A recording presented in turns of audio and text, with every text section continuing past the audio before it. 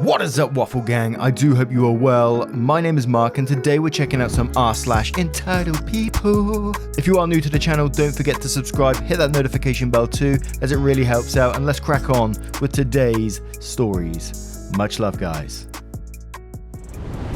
Now, this story is from MasterVara77. Just because I let some families use my pool doesn't mean everyone can. Hello everyone, I've decided to share my story with everyone here. When I was 30, I bought my very first house. It's a beautiful 4-bedroom, 2-bath with a fenced-in backyard and an in-ground pool. I love my home. I work crazy hours at a factory, 12 hours a day, 5 to sometimes 7 days a week. I save up everything I could for just over 7 years so I could have my forever home. The entire neighborhood is extremely friendly. There is no major problems. Everyone looks out for one another. After about a year, I pretty much gotten to know everyone within a couple of blocks from my place. It was around this time when my neighbour came over and she sat down inside and chatted with me for a good hour. When she asked if it would be possible if our kids could come over and use the pool once in a while, and to be honest, I was completely fine with this. I was just happy that she asked and was so polite about it. Plus, I'd gotten to know her kids over the past year. They are very polite and they often came over and asked if I needed help with something, if I was outside doing some yard work. So I told them they're free to use it when I'm at work because of my 12-hour days. I work from 8 in the morning to 8 at night, and every 2 weeks I switch from days to nights. And I told her as long as it's not days that I have to do nights because I'll be sleeping during the day. And as long as she asks and cleans up after they're done, then I have no problem with it. This worked out very well for about a month and a half, when a couple of other families had started asking if their kids could use it. I was a little hesitant letting too many in my backyard at once, so we ended up all getting together and we sat down. It was a total of 9 families and 12 children. We didn't have a public pool anywhere near us, so I told them I really don't mind if anyone uses the pool, but I had a few rules that had to be followed, and if they weren't followed for any reason, then I would put a stop to them using my pool. My rules followed as this. 1. They could not come inside the house. That was off limits. I have a lot of glass in my house. I love how it looks with all the windows and natural light that comes in, and it shines off different glass pieces I've set up throughout the house. Beautiful and makes me very happy. And the thought of people coming into my house, especially when I'm not there with children, all these glass pieces set up, worried me. If something bad happens, like if one of the kids had knocked over something and got cut or had an accident, it would be on me, and I did not want that to happen. And I also didn't want to have to rearrange my whole house. 2. All kids had to be supervised by an adult. No one could come in alone, and they could not leave their kids there alone for any amount of time. 3. They had to inform me either the night before or earlier in the morning if they wanted to use the pool, so I knew who was coming, and I knew who was going to be there to watch the children. 4. They could not bring anyone else over. No bringing over other family members or friends. 5. They had to clean up after themselves. If they're going to start to leave a mess, I had to clean it, and I was just going to put a stop to it. Every family had agreed to the rules, and they all thought it was completely understandable. After the first month, things were going very smoothly. After it started to get cold, and I told everyone I'll be putting the pool away at the end of the week, to my surprise, by the end of the week, a couple of each family members had come over and actually helped me take care of the backyard. We set up the pool for the winter, we did a bit of a clean in the backyard, getting it ready for winter, and we ended up doing a really nice barbecue. It is now 17 years later, and every year the families are allowed to bring over their kids and use the backyard. Every year these families come over and help me open up the pool and put it away during the winter. We do a big barbecue and they help me set up the entire front and backyard. It's wonderful. But there have been a couple of problems along the way.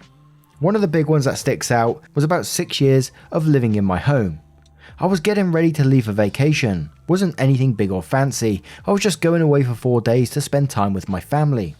So I informed everyone that for the next 4 days the pool will be closed because I will be leaving. So the day I leave, I'm already at the airport, but my plane was delayed. We all know that feeling. It was starting to get late, and we all got the notification after waiting there most of the day that the flight would not be going until tomorrow. So I was rather irritated sitting there all day waiting, so I went back to my house. Now, I was quite tired. I just wanted to go lay down and go to sleep so I can be ready tomorrow. Got into my door, I'm getting ready to go upstairs. I've only turned on one light when I hear this weird noise and splashing. Mind you, this is after 11 at night. I got to my back door, opened it up and turned on the porch light to find a couple in my pool doing it. And you will never believe what they did. They actually got angry with me because I was disturbing them. I flipped. I demanded to know what the hell they were doing. How did they get through the locked gate? This couple that I had not even recognized, I had no idea who these people were. And the woman had the audacity to look at me and say, "What are you doing here? You're supposed to be gone for 4 days." I was dumbfounded. I didn't know who they were, but they know I wasn't going to be here for 4 days. I turned around and walked into my house. I didn't even bother arguing with them. I picked up the phone and called the police, and I told them 2 people who I don't know broke into my backyard, are in my pool having sex, and somehow knew I was going to be gone the next 4 days. Within 15 minutes, 2 cruisers showed up at my house. They came in the front and went out to the back to find the couple were still at it. I mean, can you believe it? Most people would have gotten embarrassed being naked in someone else's pool and would have taken off, but no. Not these 2. They actually went back to doing it after getting angry with me because I came back early. The couple get angry and both start saying, "Seriously, you called the cops on us," like I had disturbed them, as if it was their inconvenience. The police took them aside and got them dressed. Turns out they are friends with one of the families that I allowed to come over to use the pool, and they had heard that I'd be gone the next 4 days, and since I was fine with letting other people use my pool, they didn't think I would mind. They had hopped over my locked fence and had the nerve to tell the police that I should be arrested for walking in on them and being a perv to watch them. Needless to say, I pressed charges, and the 2 of them spent the rest of the night in jail. I also went about making sure they could no longer come on my property. That was one of the 2 of the biggest problems I had. The second one happened this summer, 17 years later. I had told everyone that the pool would be closed because I'd be bringing my family down here to spend the week with me. Everyone was completely understanding. I had no problems with them. Both my neighbours on the right and the left of me have children, and they've been my neighbours for around 8 years. They have always watched out in my backyard. They both have a very clear view on their porch. And they knew that I was going to be leaving on Sunday to go pick up my family, and that was the day that it was officially closed. No one was allowed to be in there. I went to the airport and picked up my family to see them, get all their luggage, and we're driving home. As I'm pulling into my street, I'm getting closer to my house. I notice cop cars and I'm thinking, oh no, what happened? I hope everyone's alright. As I'm pulling up to my house, I see all 3 cars at my house. Now I'm starting to get panicky, thinking, oh my god, what's happened? Is everyone alright? I pull in and I'm hearing screaming from a couple different people, and an officer comes up to me and asks them what was going on. This is my home. What happened? The officer asked me for my name and said we got a call from your neighbour saying someone had broken in, and tells us that the ambulance is on their way. My mum and my dad and my brother and my sister and the 2 kids, they're all worried and asking a bunch of questions. When this woman comes out of my backyard in a bikini with blood dripping down her arm. She has 4 kids and one of them has blood on their foot. She looks at me and says, "You! This is your house. This is all your fault." I'm completely dumbstruck. So many questions went through my mind. Who is this woman? Who are these children? What are they doing in my backyard? How did they get hurt? 2 cops take her to the side with their kids, and 1 cop takes me to the side. The police then explained to me that this woman had jumped over the fence and had her kids jump over so they could go swimming in my pool. Apparently, she heard that anyone could use my pool at any given time. Turns out she had just moved into the neighbourhood a couple of months ago, and she is about 2 blocks away from me. After swimming for about 15 to 20 minutes, her youngest needs to use the bathroom. She tried to get into my back door to find it locked. Apparently her kid needed to go and couldn't wait till they got home, so she used her arm to break the window and my door to unlock it. She got in and was looking for a cloth because she cut herself, then her son started running through my house and bumped into the glass vase I had in the centre of the room. He knocks it over and shatters, and he stepped on some of the glass and that's how he cut his foot. My neighbours had heard the commotion and then went into the backyard to see this woman breaking into my house and opening the door. They had called the police. This woman was screaming at the top of her lungs how she's going to sue me because she hurt herself getting into my house, and how dare I keep my door locked when I'm fine with people using the pool. She screams how dare I have glass that would hurt any kid in my house when I allow people to use my pool. I went inside and saw the damage, and sure enough, there was glass shattered all over my living room floor, and there was blood and water all over my house because they'd run all over trying to find the bathroom. There was blood all over my kitchen and all of my floors and on all of my drawers as she frantically opened up every drawer and rummaged through my stuff to try and find a cloth to take care of her arm and then her son's foot. 2 officers had come in and I was just sitting there. I didn't know what to do. I could not believe that this had happened. They asked a bunch of questions after talking to them. They realised that I did not know this woman. She had no permission to come into my locked backyard or break into my locked house. I pressed charges and I demanded that she pay for all the damages. It took a while and we had to go to small claims court. She fought it with everything she could. She ran around telling anyone and everyone how horrible I was, how dangerous it was in my house. However, no one in the neighbourhood would listen to her. Everyone knows the 5 rules in my house, and everyone knows that as long as you ask me to use the pool, as long as I know who's all there and who is watching the kids, it's fine. In the end, it took about 2 months and she had to pay for all the damages she had caused, and she wound up moving within 3 months because no one wanted to talk to her after this. The group of people who are allowed to come over, which is pretty much everyone within a couple of blocks of me, they were all quite worried that I would cancel the pool from now on because of this situation.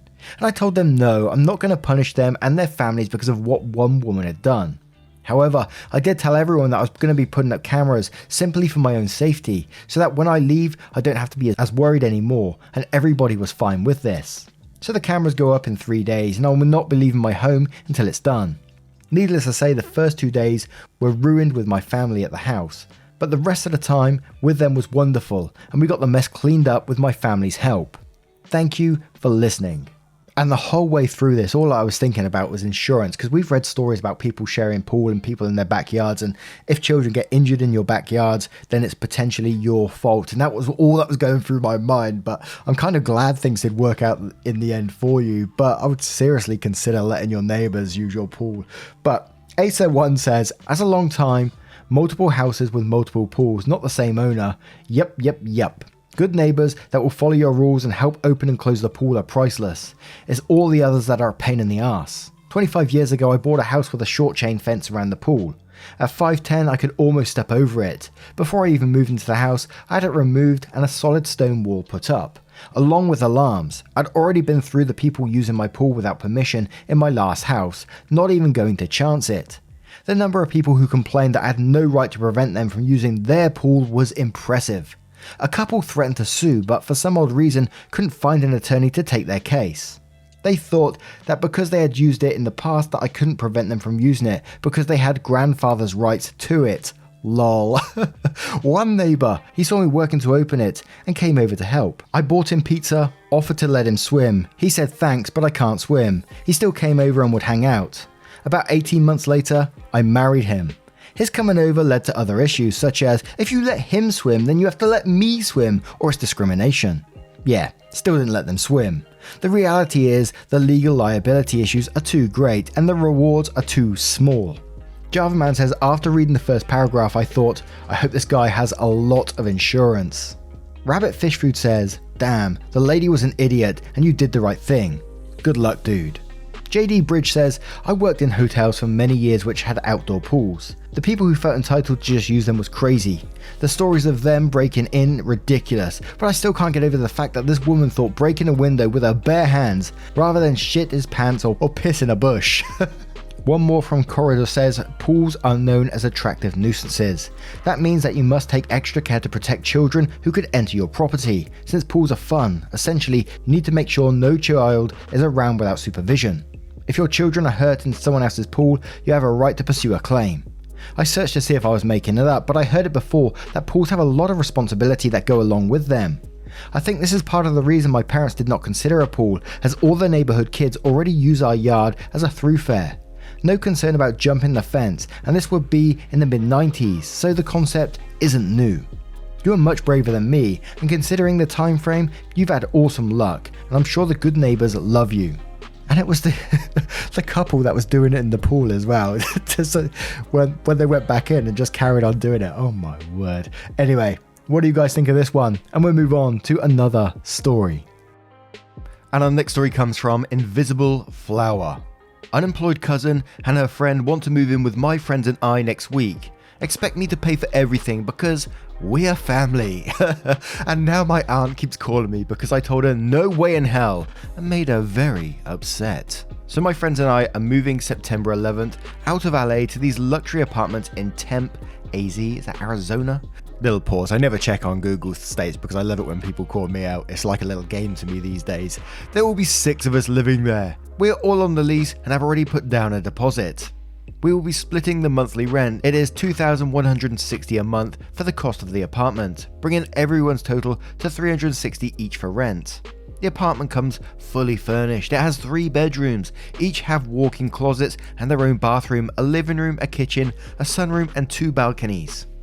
The place has community Wi-Fi throughout the entire building. We are going to be in the main building, so the Wi-Fi signal shouldn't be too bad. We are not paying for cable. None of us watch reality TV. We do have to split the cost of the water and electricity, and that's $200, so it's $30 a person. So we each have to pay probably around $400 a month, plus the cost of food, but we can eat cheaply if we want. We're all 20 to 21 year olds, and girls if that matters. This is what the apartment complex offers for amenities if anyone is curious. Heated infinity pool with sun deck, hot tub and fire pit, indoor pool and spa, outdoor grilling area and bar, 3-story fitness center and motion studio, indoor golf simulator, lounge club with coffee bar, 3 clubhouse rooms with TVs, fireplaces, pool tables, board games, Xboxes and Wiis, movie room, business center and 2 meeting rooms, and a surveillance mail room. Sounds amazing. Anyways, my cousin who is 23 lives in Flagstaff. Oh, I got that wrong. Wants to move in with us and wants to bring her friend. She still lives at home and found out about me moving into these apartments because my aunt told her. They aren't on the lease and there's really no room for them. They said they don't mind sleeping on the couch or floor. My cousin and her friend both don't work. I told her that I'm not willing to pay for anything for her or a friend. She got mad but said, "You can afford to live in those nice apartments. Clearly, you have extra spending money." I told her that doesn't mean I want to spend it on you. She called me a selfish bitch and said she gets yelled at by her mum a lot and it's not fair that I get to live in a nice place while she gets to suffer at home. Then she said I must hate her. No, I don't hate her, but I'm not paying for 2 bums to sit around the place and do whatever while everyone else in the apartment goes to work. She then asked if my friends can pay for her and her friend. I said they don't even know you, so no, they're not going to do that.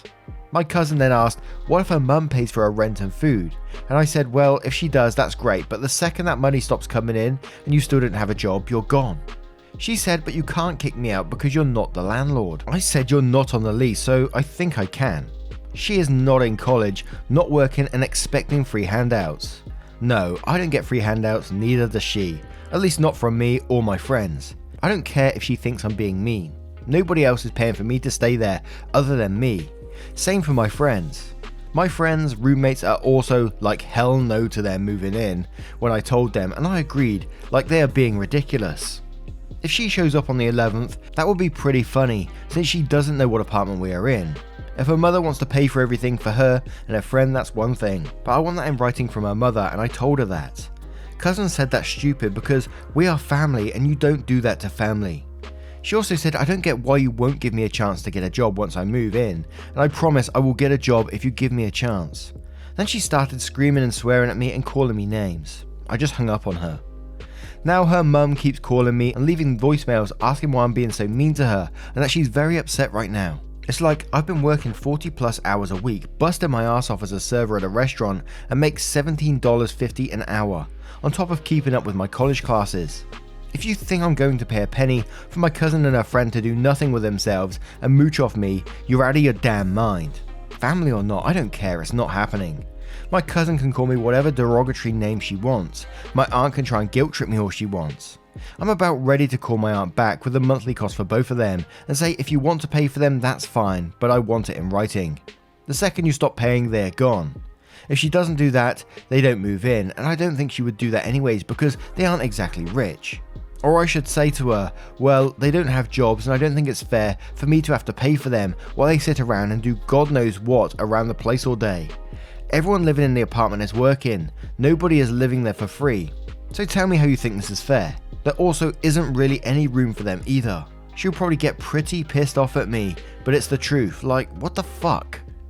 Although the place does sound great, but there's going to be 6 of you moving into a 3-bedroom apartment. That sounds like it's already going to be shoulder to shoulder to me. That's a bit too cozy for my comfort. But 8 people?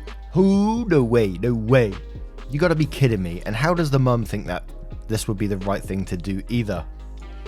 And part of this one for me where OP kept giving him like sort of like, you can, but as soon as you stop paying, you're out. And it's like, well, surely you got to be asking the other people that's living there at the same time as well. I'm sure they don't want your cousin moving in as well. If I was in that situation and one of my roommates said, oh, they want to bring their cousin in as well, I'd be like, nah, unless I was really, really hard up for money. But we do have an update to this post as well. So I'll start with I Dream in Words, who says, honestly, even if her mum offers to pay, this sounds like trouble just waiting to happen. Besides, there's already going to be 6 people in a 3-bedroom apartment. Anything beyond that is going to feel awfully cramped. Duke Hickar says, your cousin and aunt are trying to wear you down because they think you will eventually cave. Because even if you trusted the aunt would pay, why invite the drama into your home? Also, it is tough living with 5 other people. It will not be exponentially worse with 2 more, especially since they both have no skin in the game. Not paying and not on the lease. Stand your ground. One thing more, both of them seem selfish and highly manipulative for continuing to beat you down with a self-serving arrangement. One more from Crumpet Sucker, who says, even if her mum is willing to pay for her, do not let her move in because the money will stop shortly thereafter and you won't be able to kick her out, even if she's not on the lease. If she is there long enough to establish tenancy, then she would have to be evicted by the courts. Save yourself the hassle and just tell both your cousin and aunt there's no way in hell you're letting her and her friend move in. This is not just your call, but also your 5 other roommates. Even if one of them doesn't want your cousin and her friend living there, then she can't move in. You are just asking for a monumental headache and aggravation which you do not need. If they keep harassing you about this, then just block their numbers. You owe them no favours whatsoever, and if they are showing you this much entitlement over being told no, then it will only get worse from here. Update says, I called my aunt back and told her she can pay if she wants and the cost for them. She said, you're out of your mind, why would I pay for them? And I said, well, why would I? She said, because you're already living there. I said, what does that have to do with anything? I refused to pay a penny towards either of them. She said, but your family has more money than my house and you could just ask your parents for money if you can't afford it. I'm sick of her sitting around my house all the time. I said, so what makes you think I want her laying around my apartment all day, eating all my food? Make her get a job or kick her out. She said, because she's out of my hair and I don't have to deal with her anymore. I don't want to kick her out because she has nowhere to go. Have a heart. I said, have a heart? You have to be fucking kidding me right now. There is no way they are moving in here. They are 23 and 24 years old with no jobs and want to freeload. I've been working since I was 17. They have no excuse. She said your older sister would do it. And I said like hell she would. And even if she did, I'm not her. I'm me. My aunt then said, I'm going to call your mother and tell her you're betraying our family. You're such an effing bitch, and hung up on me. Have fun with that. My mum would agree with me and say no as well. To which there was a second update saying, per my last post, I keep seeing people ask why I even entertain the idea of my cousin and her friend moving in, if my aunt pays for them. With the cost of those two and knowing how my aunt can't afford paying for them monthly, knowing those two don't have jobs, I knew it would be an instant no. Since my aunt wants to guilt trip me, try and manipulate me, cause me every name under the sun, scream and swear at me for not caving in, I thought it would be fun to mess with my aunt and say that they can move in if you pay for them. I didn't really mean it and I knew she was going to say no, and she expected me to pay for them because I live there, and that's what a good relative does. She wants my cousin out of her hair. None of this is my problem. Immature way of doing it, yes, but I have been a victim of their manipulation in the past. My roommates are aware of the situation and are laughing at how childish my cousin and aunt are being. They think they are absolutely bonkers, which is true on so many levels. I did tell my cousin, no, you're not moving in, you don't work, there is no room for you or your friend, and I'm not paying a penny for either of you. My roommate said no as well. Her and my aunt both threw tantrums. My aunt called and screamed at my mum. My mum pretty much told her to F off. Cousin went off on me multiple times. My aunt started threatening me. You can all see that in more detail on my last post. As of right now, they are both currently blocked because my cousin would not stop blowing up my text messages with derogatory manipulative messages in all caps, and they are being ridiculous. I think when I move in next Saturday, I'm going to take pictures of them to the leasing/management office and leave their names and say if they show up and ask what apartment I'm in, do not give that out. I don't know if they can legally give them that info without my consent, but I'm not consenting. It's one of my favourite things about entitled people posts. It's always to do with family. But we're family, so you have to let her move in, and I want her out of my hair. And our next story comes from our very own subreddit, r/MarkNarrations. Come post your own stories, entitled people, AmITheA, or whatever, and we may be reading them out at some point in the future. And this story comes from Bitter Simplicity. Karen tries to enter a building that's still under construction. I get a little petty fun. Hello again, Mark. Thank you so much for reading my last story. It really made my day. You're more than welcome. Here's a random story I thought you might enjoy. I'll try to keep the details vague, but since the context is rather unique, it might be identifying anyway. But I doubt anyone who knows me in real life is on this sub, so F it. So a bit of context, before Miss Rona came to town, I used to work for a travelling circus. No, really. Everyone there had at least 2 or 3 jobs to keep it running, so a typical week would go like this. On Monday, we'd spend the day driving to a new town, and the men would start building the tent as soon as they landed. On Tuesday and Wednesday, I would work in our little ticket office to sell tickets and give info, while tent crew would keep building it. It was a big setup, seating about 1,100 people with lots of lights and rigging. Thursday morning, the local inspectors would give us the okay, and Thursday through Sunday nights, we'd do our shows. So Wednesday afternoon, I'm in the office, the tent is up, and the lighting guys are doing the final setup. An older gal, maybe mid-50s, comes up to ask about tickets. She didn't look like a Karen, but she did have a pretty persistent CBF. Cat butthole face. I explained the usual, how long this show is, the basic rules, prices for different seating. Seats were set up like bleachers, cheapest near the top, most expensive right up against the stage. She asked if she could see the seats to help her decide, which is not an uncommon question. The diagrams in the window didn't quite compare to the real thing. Unfortunately, civilians are not allowed inside before showtime for legal and safety reasons, particularly before the government inspector signed off, and I explained this to her. Unlike others who had asked that question, however, she did not take it well. She says, "Why can't I go inside?" To which I replied, "I'm afraid it's not safe. The crew is still building and it's pretty dark inside, but I promise you'll get a good view wherever you sit." She replies, "That's ridiculous. How would I know what I'm paying for if I can't see it?" To which I reply, "I'm sorry ma'am, but I just can't allow it." Then Kay replies again saying, "I'm not buying a ticket unless I can see what I'm paying for. I'm going in."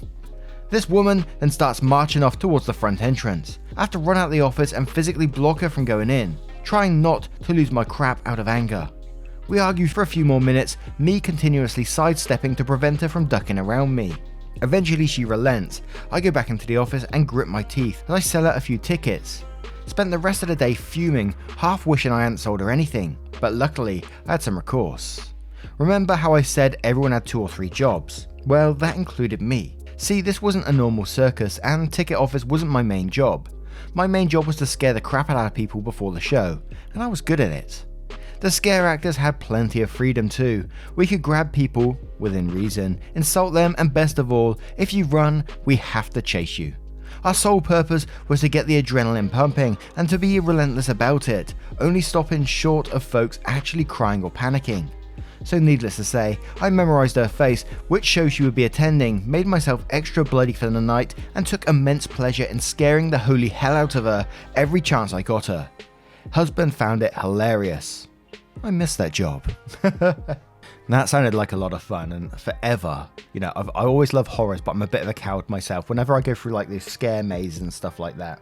Little bit of waffle time, guys, a little bit of waffle time. Feel free to use the timestamps and skip if you like. I went to like a scare maze in Blackpool once, and it's the Blackpool Pleasure Beach. If you're in the UK, you probably heard of it. Otherwise, you probably haven't. Basically, like a theme park you go to, and just outside it, there was this scare maze. I can't remember exactly what it was called. I just googled it, and it's called The Terror Beyond the Limits of Fear. It might have been called something different when I went there. And basically it's a walk-in horror maze, so you go in and you walk around in a group of like usually about 6 people. So went in, put myself in the middle of the pack because I thought that was probably a good idea. Who wants to go first? No one wants to go first, and I definitely don't want to go behind just in case someone pulls me backwards. And immediately you're walking through metal bars, metal clanging around everywhere, and there's like this zombie thing walking behind us. The person was pushing on my back trying to go forward, and I was absolutely crapping myself at this point already. We walked down this first long corridor, the 6 of us, and suddenly someone comes running up behind us, going, "Rah!" And I was like, "Ah!" The person behind me just curled up into a ball, and I never saw that person again, which meant I was at the back now. I don't know if they escorted the person out or what happened to them, but I was like, oh my god. And then the rest of the maze, it was like typical horror movie characters. So you go in and there's a bed with someone lying on it, which then jumps up at you. There's a boiler room which you walk through, and Freddy Krueger swings round and there's claws and all that sort of stuff. And the very, very end of it, there's like a little graveyard scene. You can see graves on one side, and it had like a little barrier on the right hand side. And you could see the exit door. You could see exit on the door. It was a bait, I can tell you. And I was walking towards it, and suddenly you hear a chainsaw and it's coming towards you, and you could feel like the air from this chainsaw is obviously some sort of fan inside it. They're not going to be using a real chainsaw. Come on now, people. And you bowl through this door and it goes straight out into a pub. I think it was that one anyway. I've done a couple of scare mazes. If it was that one, you bowl straight out into a pub and there's people start drinking their beer and stuff and just laughing as you come out like scared as hell. But that always gave me the dream of wanting to do that job at one day. Imagine that, just scaring people all day. It must be a lot of fun, but I imagine you get hit as well. And another story from r/Mark Narrations from Mick Songer, the guy that always corrects me on my pronunciation. Substitute teacher accuses children of nearly killing a teacher. First post on r/DaddyCrit, Mark Narration, so I hope you enjoy it. Wasn't sure what to flare this, so I put Entitled People. This took place back in 5th grade, year 6 for the Brits, and I was 10, now 21, so I don't remember the exact details, but I remember enough. So I believe it was the middle of the school year when my homeroom teacher, Miss, pronunciation is there as well, Baguki, for you Mr. Waffleton, suffered a stroke. As usual, they hired a sub, though I don't remember her name, so we'll just call her Miss Karen. From my memory, she was always rude, condescending, and always put students down, especially those with neurodivergencies, autism, ADHD, etc. like myself.